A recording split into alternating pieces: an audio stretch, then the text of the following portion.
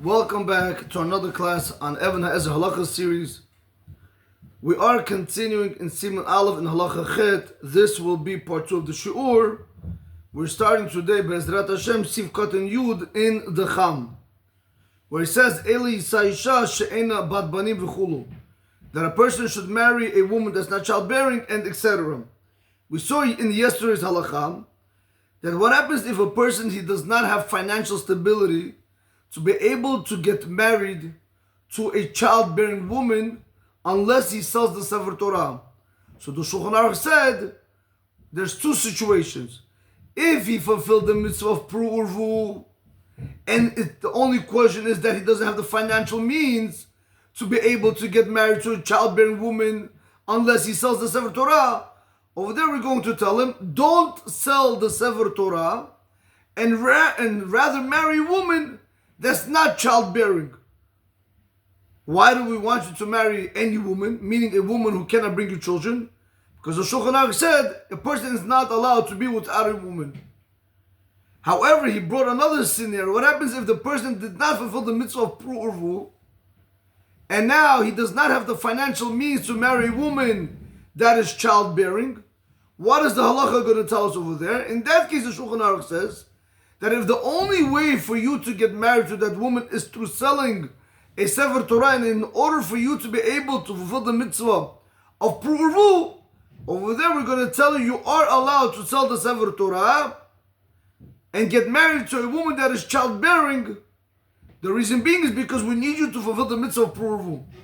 Now again, these two cases over here, the first case, let's go like this. The first case is that if a person does not have a boy and a girl, and he wants to marry a childbearing woman, but he doesn't have the financial stability, we tell him you're allowed to sell the Sefer Torah because he has to fulfill the mitzvah of Pru Urvu.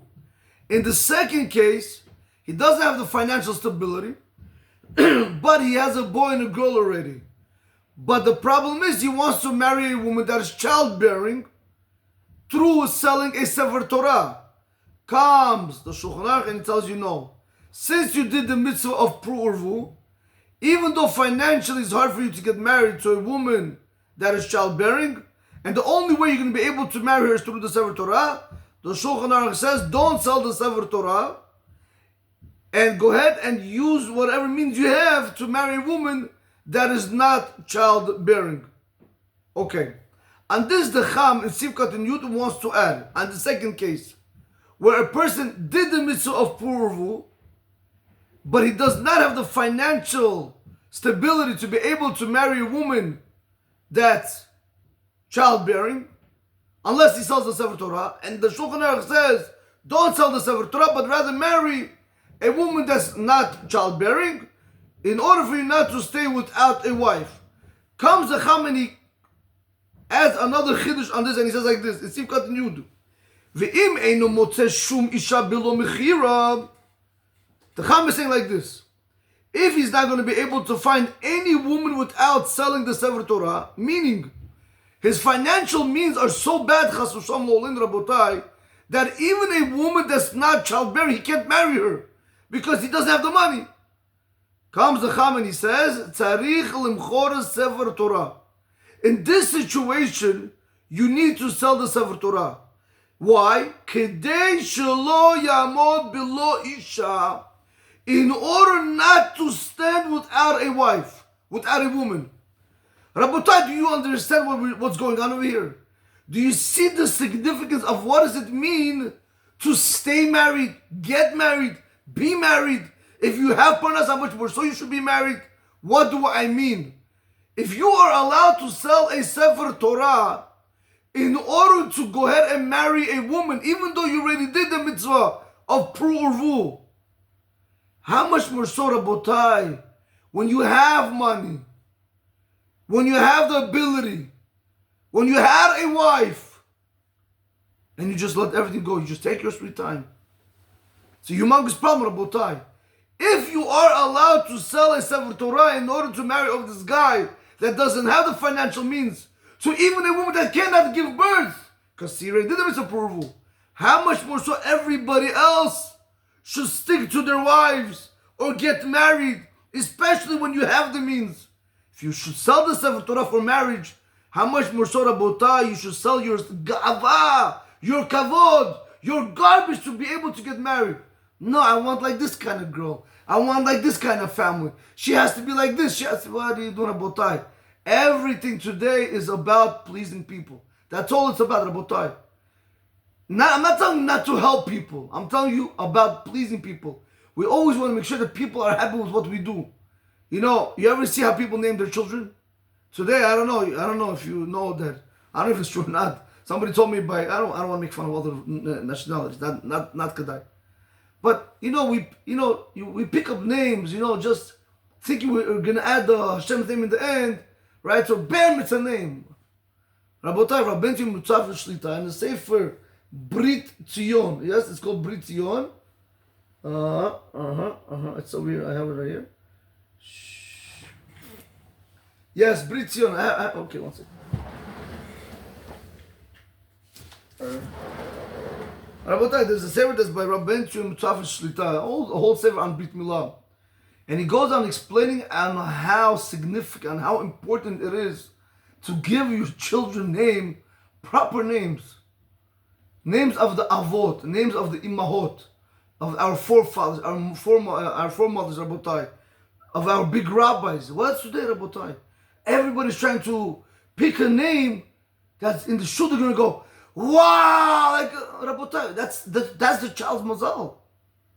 The Gemara says, the child's name is going to cause him what he's going to become in the future. Same thing over here, Rabotai. Why are you trying to go ahead and find that that queen of yours on a white horse where everybody's going to say, Votana maya zhina. What's that, Rabotai? You want to find a girl that's right in your eyes, not a girl that's right in everybody else's eyes. Like this, you won't get married. And then they want to know why there's a crisis in marriage and shidduchim and so. Rabotai, very simple. People have expectations. They have this expectation, that expectation. Rabotai, if we are allowed to sell the Sefer Torah, like in our case of year 2, for the guy to get married to a woman that's barren, how much more so, Rabotai, you should sell your ta'avot, your ga'ava, your kavod, your shtuyot, to go marry a regular nice girl. Yes, she has to be befitting in your eyes. In your eyes, not in the society eyes. And this is the sickness that we're living today in this world, Rabotai. And I'm telling you right now, it's only going to get worse. If we don't put a stop to this, it's only going to get worse. People are doing people. People want to please people. Rabotai, instead of pleasing people, maybe we should really start helping the ones that need it and not please the ones that don't need it. In any event, let's continue, Rabotai. This subject, it's very sad to see. It's very sad to see a lot of boys, 30, 40, 50, so 48, 30, 45. Why aren't you married yet? Why aren't you married? I haven't found the right one. Really? You didn't find it? Did you really look?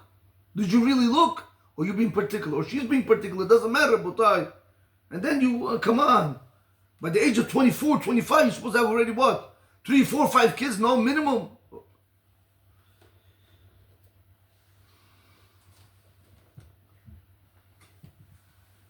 That's why, if you are a parent that is watching this class, you should know it's very important to educate your children, especially your boys, on the halachic requirements of when they have to get married, like we spoke about in Siman Aleph and Halacha Aleph. Don't, as a father, as a mother, don't sit there and just expect them to find the right one. You gotta emphasize it, how important marriage is. Please get married at a young age. It's important to start a family when you're young. Everything else in this world doesn't matter. The cars are going to come. The house is going to come. The money is going to come. Honor is going to come. All these things are going to come to you. But those children, B'li and Hara, what do you want to have them when you're 60, 70? What's pshat? Rabotai, educate your children on the importance of marriage. Show them people that didn't get married and how many of them regret it today. How many of them want to get married but they can't now. Listen, never give up hope. Never give up hope. But still, a person has to understand everything has to be done in its proper time. All right, let's continue. Let's go back inside here. And Sivkat and Yud in the Cham says like this: if he's not able to find any woman below Mechir without first selling the Sefer Torah, he needs to sell the Sefer Torah in order not to be without a woman.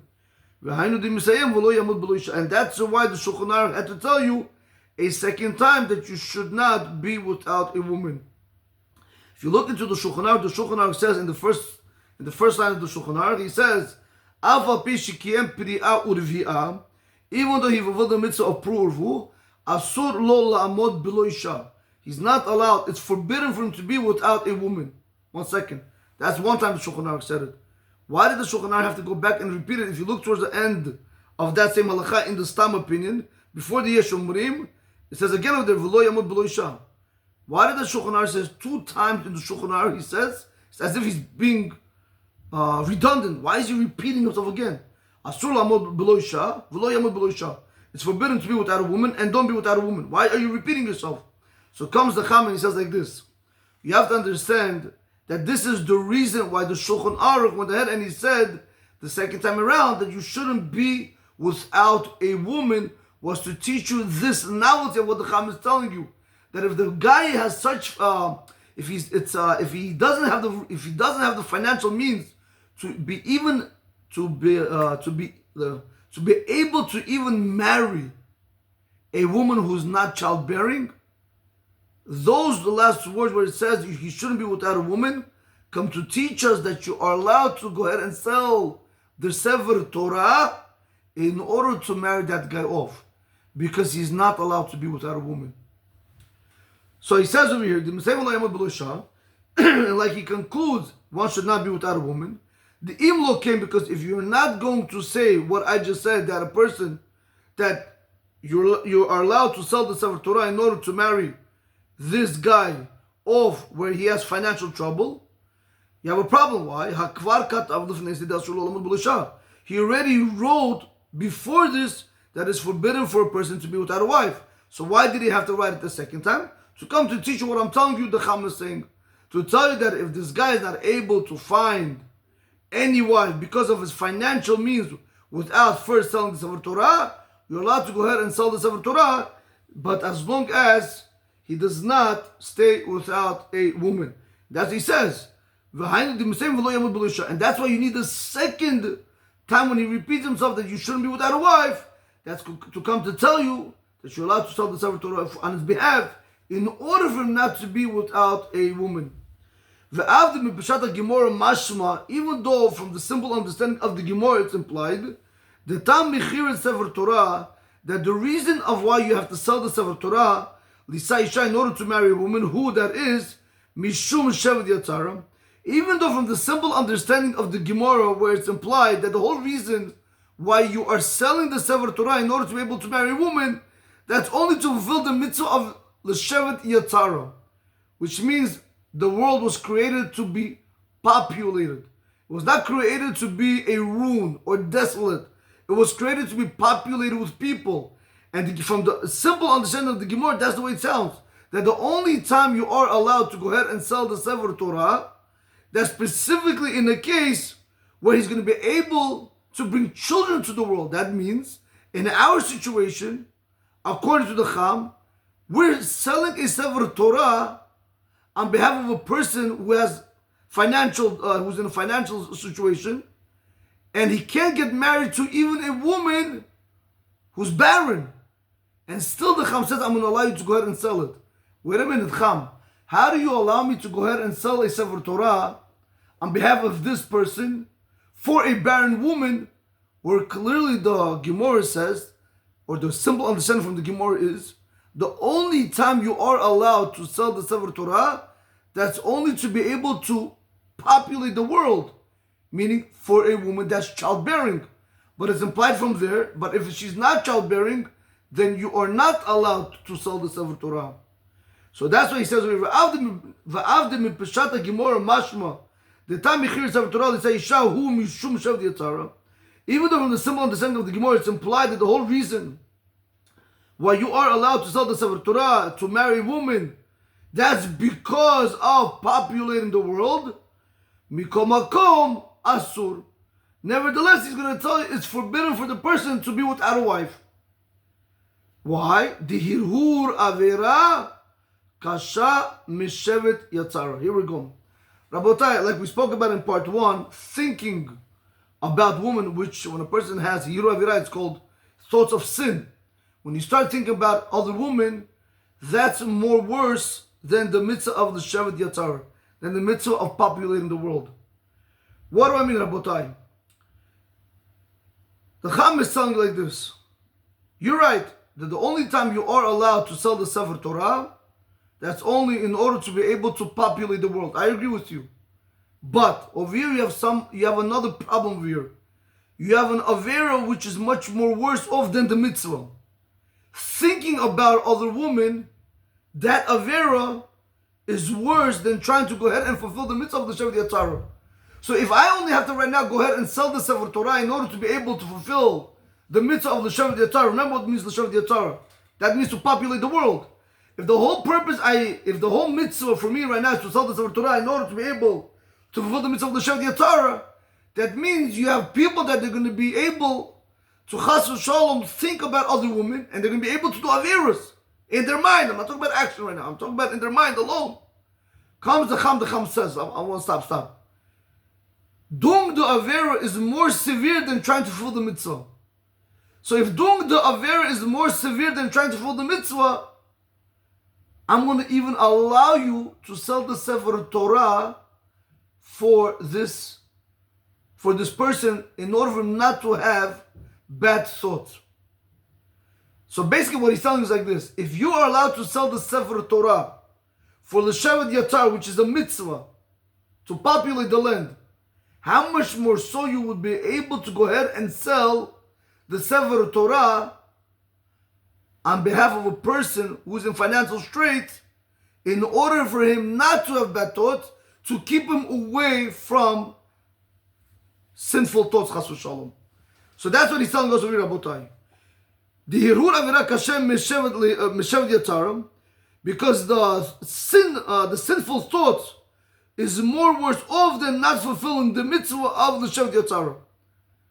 And that's what he says. If for the Shevet Yatzara you're allowed to sell the Torah, and Hirhure Avira is worse than the Shevet Yatzara, then fulfill the mitzvah of the Shevet Yatzara, because you're doing sin when you think about other women. Go ahead. If you could sell it for the Shevet Yatzara, you could also sell it for the person that he should not have sinful thoughts. Like the Trumat Adeshen also wrote, Siman Reish Samach Gimel, in Siman Reish Samach Gimel, Le'inyan im mityarem miketata. If you guys remember, we spoke about it yesterday, also in the Ramah, that if the father is afraid that his children are going to argue with a woman that is childbearing, meaning if the guy gets married to a woman and this woman is argumentative, and now the father is afraid that his children are going to be constantly arguing with their stepmom, comes the Baal Trumat Adeshen and he tells you, you know what? In that case, you're allowed to go ahead and even marry now a woman who's not childbearing. Why? Because that's the same concept. Because by him, right now, being by himself, he's going to have sinful thoughts. And going ahead and marrying a woman that's not being able to be productive, that's better off.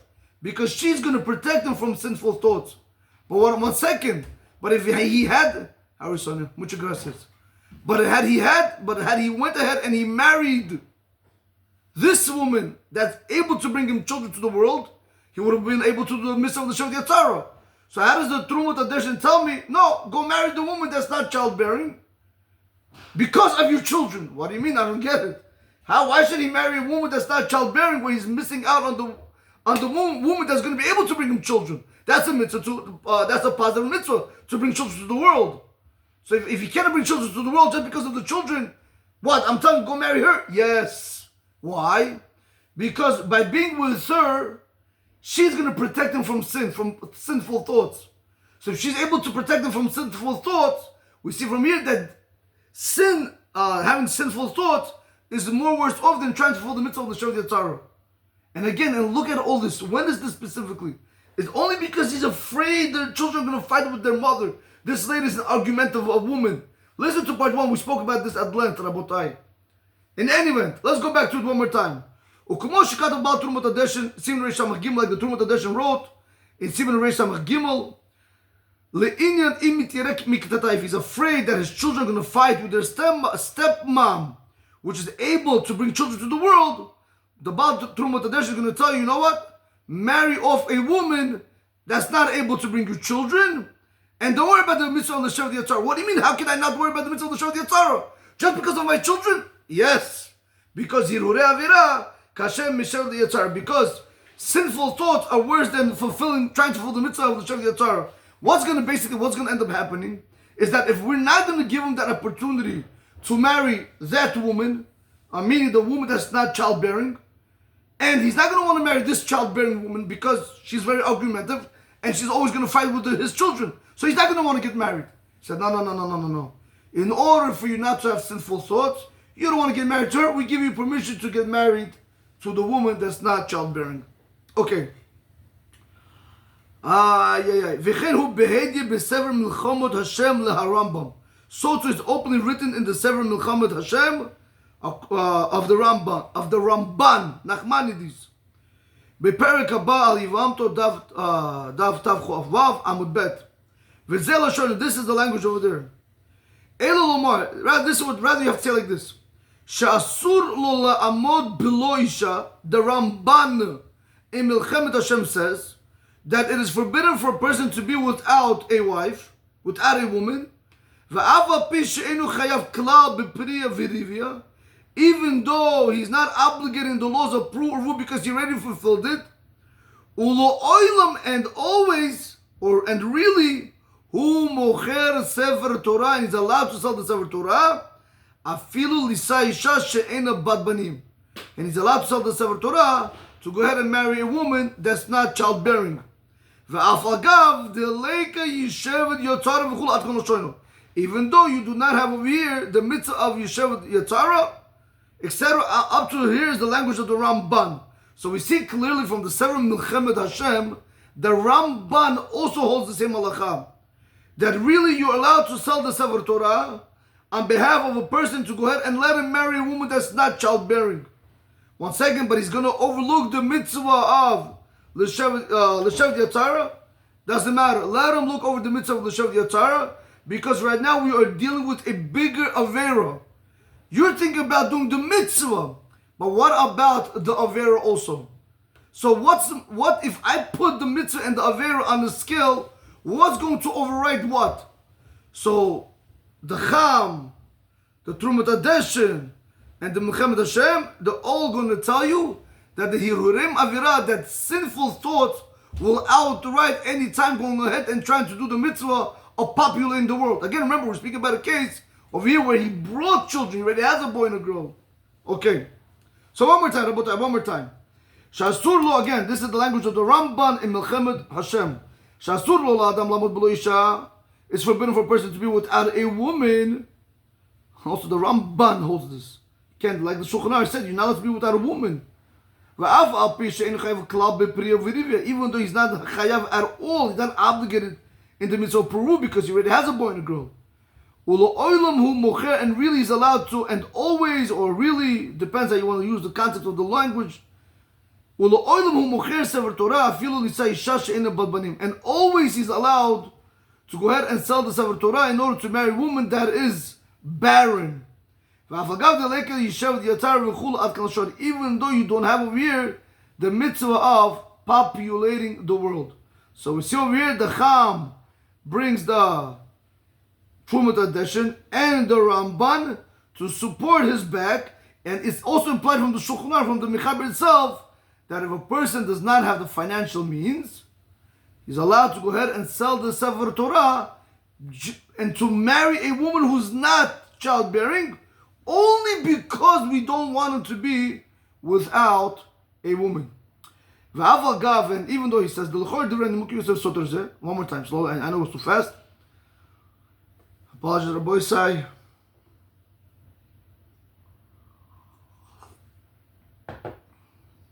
One time I had a question. When we read in Hebrew and we have to translate it in English, is that does that count as one of the times you go chazer? Get it? Because if you have to chazer 4 times minimum, for example, right? But let's say every time you read in Hebrew and then you say it in English, and then every time that you explain on top of that, is that considered to be part of the siyum? So I'll put it to you like this, right? So I don't know if you guys probably know. You do probably know, probably not. But we also Baruch Hashem started Gemara journey with Rashi on Masechet Berachot. I literally Gemara Rashi, like literally word for word, explanations, everything.